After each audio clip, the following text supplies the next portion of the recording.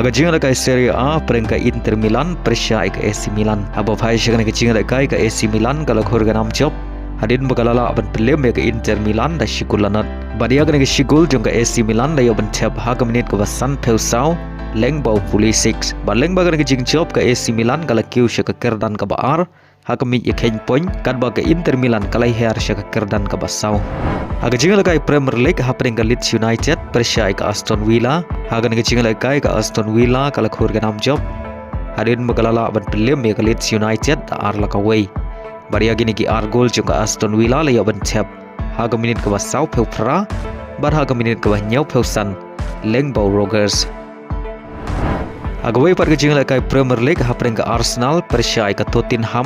Haba phai shagna ke Ialehkai ke Arsenal kalau khurga nam job. Hadin bagalala aban pelem ke Tottenham da saula ka way. Bar haga ke Ialehkai average le yoban tab hat-trick. Baleng bagan ke jing job ke Arsenal kadang pada ke Kyrdan ke Nyngkong haga mit ye ken point. Haga Ialehkai La Liga peringkat Getafe Persia ke Atletico Madrid. Haga Ialehkai ke Atletico Madrid kalau khurga nam job. Hadin bagalala aban pelim salit ya ke Getafe da shigol lanot. Baria ke shigol juga Atletico Madrid le yoban tab leng baka ungol jong ke Getafe. Haga way par ke Ialehkai La Liga peringkat Elche Persia ke Real Madrid.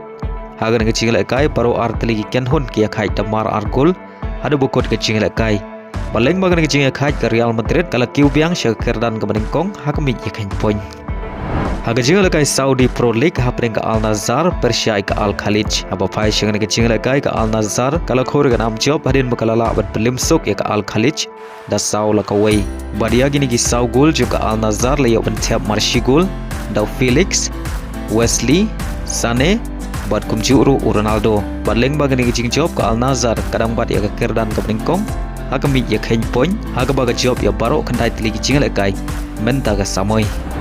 Haga Ialehkai MLS Western Conference Semi-Final ha peringkat Kynhun Ialehkai Thomas Muller kawan Kowar Persia ke Kynhun Ialehkai Son ke LAFC. Haga Ialehkai baro artli Kynhun kia khai da marshigol hadu bokor ke kandai per minit pat ke extra time. Baria ke gol penia khai jong ke LAFC le yoban tiap leng bau Son hashwa ban kut ke Ialehkai kata haga minit ke kandai per plusan. Badai ke penalti shootout kawan Kowar kalala aban pelim ya ke LAFC da saulalai. Haga Ialehkai Eastern Conference Semi-Final ha peringkat Inter Miami Persia ke Cincinnati. Aba phai shagna ke Ialehkai ke Kynhun Ialehkai Messi ke Inter Miami kalau khurga nam job hadin bagalala aban pelim sok ya ke Cincinnati hadu saulanot. Badhaga ke Ialehkai Messi ule yoban tab shigul nagbenta ke Inter Miami.